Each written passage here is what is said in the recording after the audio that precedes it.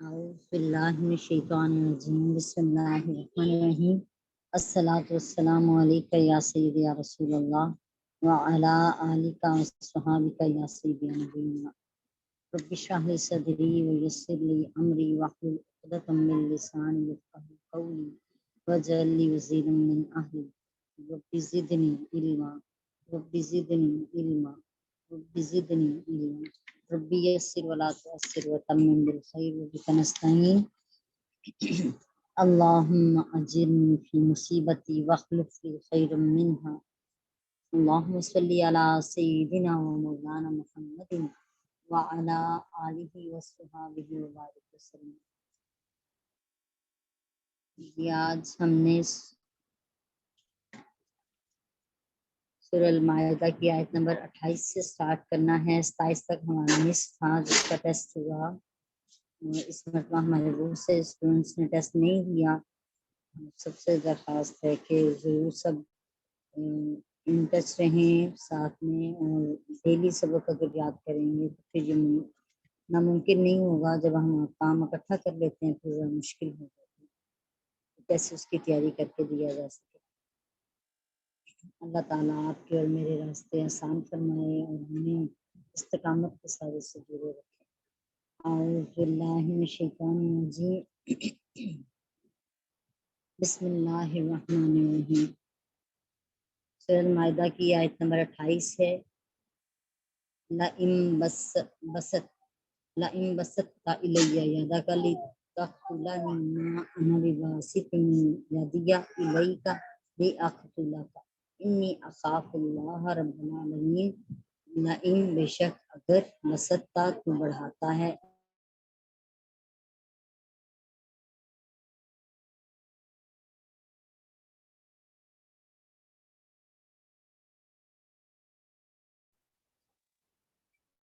تک تلانی تاکہ تم مجھے قتل کرے، ماں لباسط میں نہیں بڑھانے والا، یادیا اپنا ہاتھ الیکا تیری طرف، لاقتلا کا کہ تجھے قتل کروں، انی اخاف میں ڈرتا ہوں۔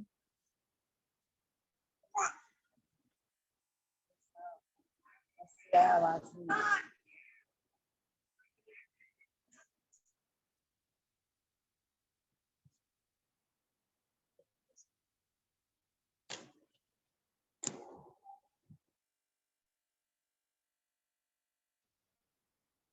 نہیں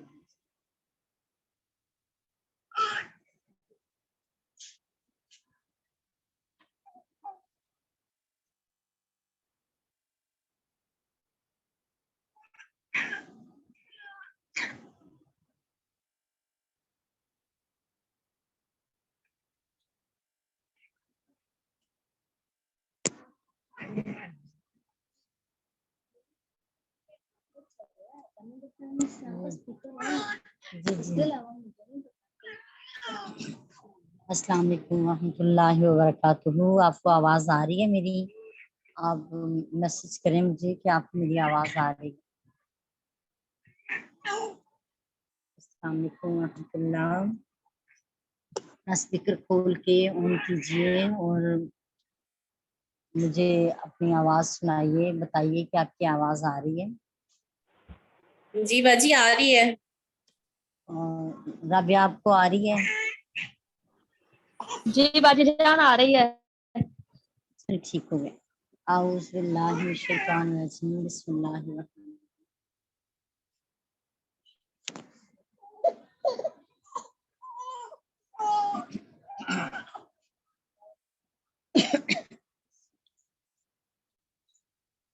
ما انا بباسط میں نہیں بڑھانے والا، یدیا اپنا ہاتھ، الیکا تیری طرف، لاقتلا کا کہ تجھے قتل کروں، انی اخاف اللہ بے شک میں اپنے اللہ کا خوف رکھتا ہوں، رب العالمین جو سب جہانوں کا رب ہے۔ اگر تو اپنا ہاتھ مجھے قتل کرنے کے لیے میری طرف بڑھائے گا تو پھر بھی میں اپنا ہاتھ تجھے قتل کرنے کے لیے تیری طرف نہیں بڑھاؤں گا، کیونکہ میں اللہ سے ڈرتا ہوں جو تمام جہانوں کا پروردگار ہے۔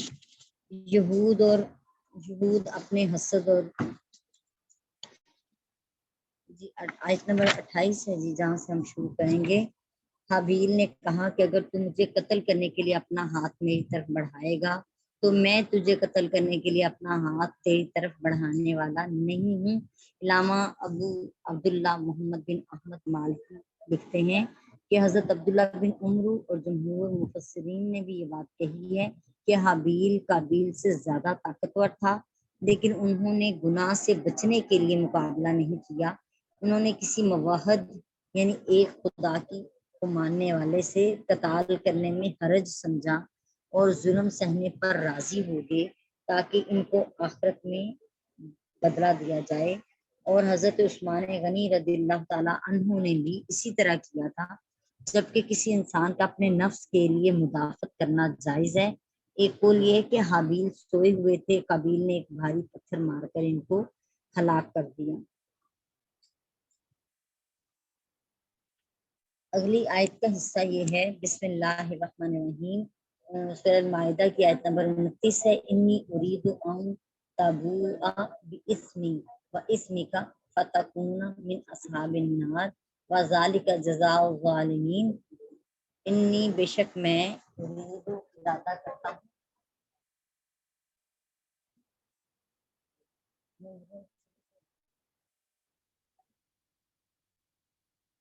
انی ارید ان تبوء، بے شک میں ارادہ کرتا ہوں کہ تو اٹھائے، بھی اسمی میرا گناہ، و اسمی کا اور اپنا گناہ، فتکون اور تو ہو جائے، من اصحاب النار دوزخ والوں میں سے، وذالک جزاء الظالمین اور یہی بدلہ ہے بے انصافی کا یا ظالموں کا۔ اب میں چاہتا ہوں کہ مجھ سے کوئی زیادتی نہ ہو اور میرا گناہ قتل اور تیرا پہلا گناہ یعنی جو تو نے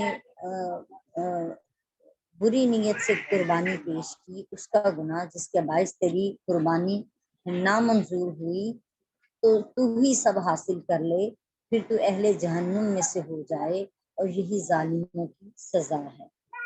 تو اللہ پاک یہاں پہ ارشاد فرما رہے ہیں، حابیل نے کہا میں چاہتا ہوں کہ میرا اور تیرا گناہ تیرے ہی ذمہ لگے۔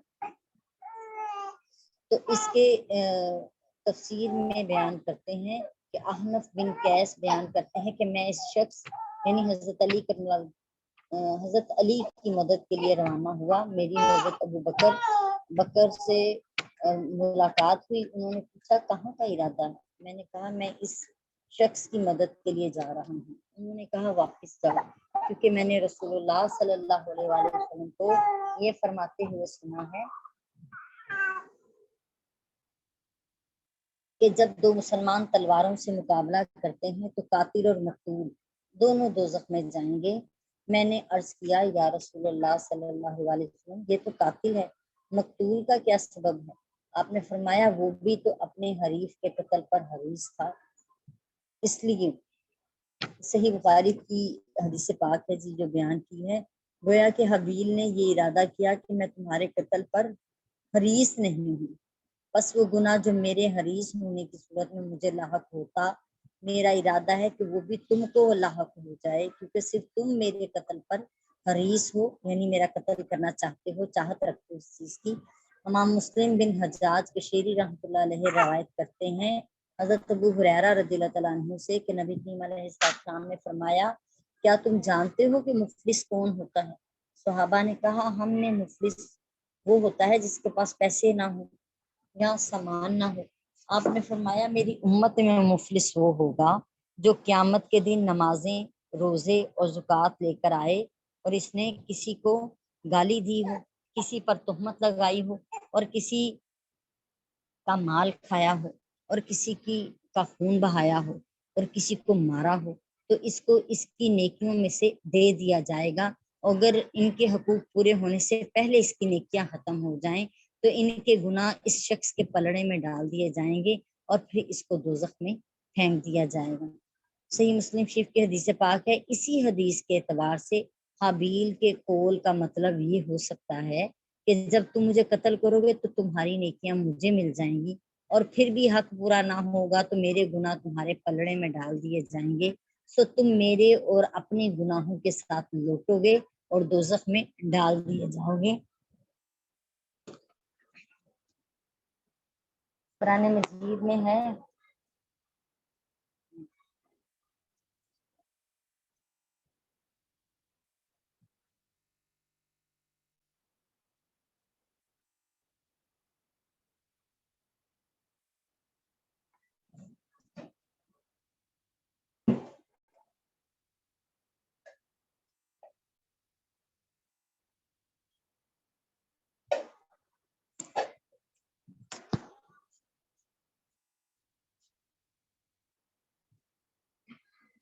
اس حدیث پاک کے اعتبار سے حابیل کے قول کا مطلب یہ ہو سکتا ہے کہ یہ سارے گناہ، جب تم مجھے قتل کرو گے تو تمہاری نیکیاں مجھے مل جائیں گی، اور پھر میرے گناہ تمہارے پلڑے میں ڈال دیے جائیں گے، اور سو تم میرے اور اپنے گناہوں کے ساتھ لوٹو گے اور دوزخ میں ڈال دیے جاؤ گے. سورہ عنکبوت کی آیت نمبر 13 میں اللہ پاک بیان فرماتے ہیں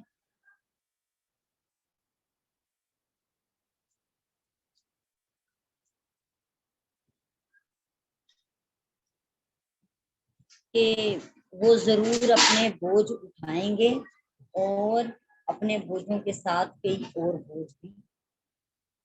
یعنی کہ حضرت عبداللہ بن مسعود رضی اللہ تعالیٰ عنہ بیان کرتے ہیں کہ نبی کریم علیہ السلام نے فرمایا جس شخص کو بھی ظلمن قتل کیا جائے گا تو اس کے خون کے گناہ کا ایک حصہ پہلے ابن آدم پر ہوگا، کیونکہ وہ پہلا شخص ہے جس نے قتل کو ایجاد کیا. صحیح بخاری شریف کی یہ حدیث پاک ہے جو بیان کی ہے. تو ابو الحسن بن کیسان سے سوال کیا گیا کہ ایک مسلمان یہ ارادہ کیسے کر سکتا ہے کہ اس کا بھائی گنہگار ہو، دوزخ میں داخل ہو جائے. انہوں نے کہا کہ حابیل نے یہ ارادہ اس وقت کیا تھا جب قابیل ان کی طرف قتل کے لیے اپنا ہاتھ بڑھا چکا تھا. پھر ان سے سوال کیا گیا حابیل نے یہ کیسے کہا میرے گناہ اور تمہارے گناہ، جبکہ انہیں ظلم قتل کیا گیا تھا. انہوں نے گناہ نہیں کیا تھا. انہوں نے اس کا جواب یہ دیا کہ میرے قتل کا گناہ اور تمہارا وہ گناہ جس کی وجہ سے تمہاری قربانی قبول نہیں ہوئی، ان دونوں گناہوں کا بوجھ تم ہی اٹھاؤ. دوسرا جواب یہ ہے کہ تم مجھے قتل کرنے کا گناہ اٹھاؤ اور مجھ پر زیادتی کرنے کا گناہ اٹھاؤ.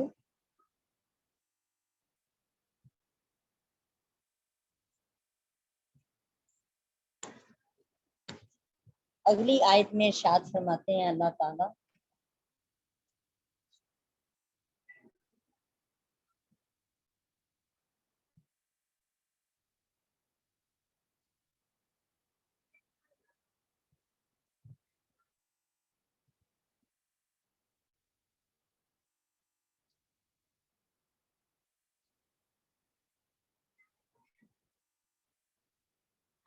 آیت نمبر 30 میں سورہ المائدہ کی اللہ پاک ارشاد فرماتے ہیں فَطَوَّعَتْ لَهُ نَفْسُهُ قَتْلَ أَخِيهِ فَقَتَلَهُ فَأَصْبَحَ مِنَ الْخَاسِرِينَ.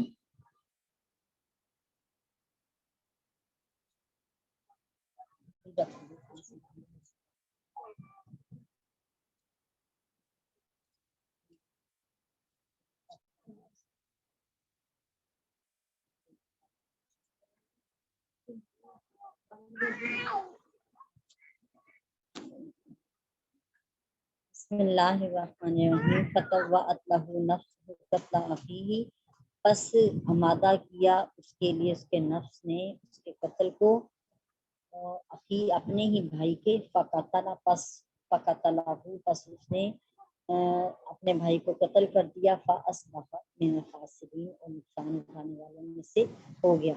پھر اس قابیل کے نفس نے اس کے لیے اپنے بھائی حابیل کا قتل آسان اور مرغوب کر دکھایا، سو اس نے ان کو قتل کر دیا، پس وہ نقصان اٹھانے والوں میں سے ہو گیا. جس وقت ابن جریج کہتے ہیں کہ جس وقت حابیل بکریاں چرا رہے تھے تو قابیل نے حابیل کو قتل کر دیا. قابیل حابیل کے پاس گیا اور اس کو یہ سمجھ نہیں آ سکا کہ اس کو کس طرح قتل کرے. اس نے حابیل کی گردن مروڑی اور اس کے سر کے بالوں کو پکڑ لیا. تب شیطان آیا، اس نے کسی جانور یا پرندے کو پکڑا اور اس کا سر ایک پتھر پر رکھ کر دوسرا پتھر اس کے سر پہ دے مارا. قابیل دیکھ رہا تھا، اس نے بھی اسی طرح حابیل کو قتل کیا. امام ابن جریر نے کہا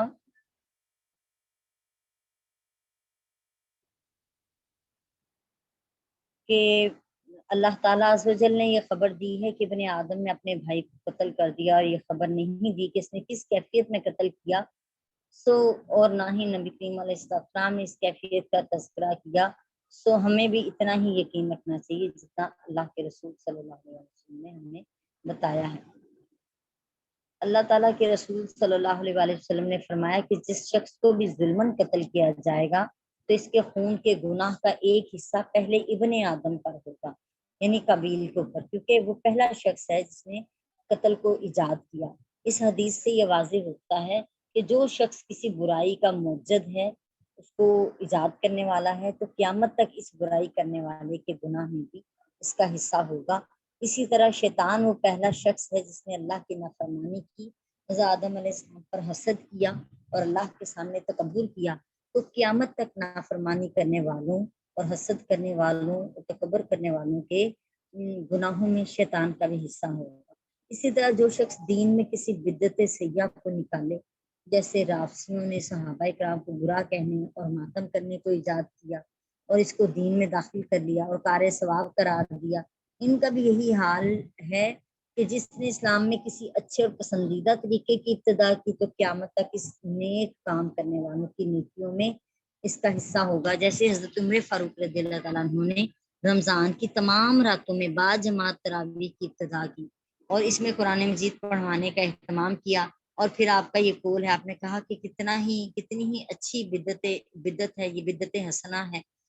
حضرت عثمان غنی رضی اللہ تعالیٰ عنہ نے جمعے کے دن خطیب کے سامنے دی جانے والی اذان سے پہلے لوگوں کو متنبع کرنے کے لیے ایک اور اذان کا اضافہ کیا ہے، یعنی جمعے والے دن ظہر کی نماز کے لیے 2 اذانیں، ایک جمعے کی اذان اور ایک ظہر کی اذان۔ اس طرح 2 اذانوں کا اس میں ایک اذان کا مزید اضافہ کیا۔ حضرت عمر بن عبدالعزیز نے مسجد میں محراب بنانے کی ابتدا کی۔ حجاج بن یوسف نے قرآن مجید پر اعراب لگائے، اور اس وقت جو محفل میلاد کا رواج ہے اس کی ابتدا اربل کے بادشاہ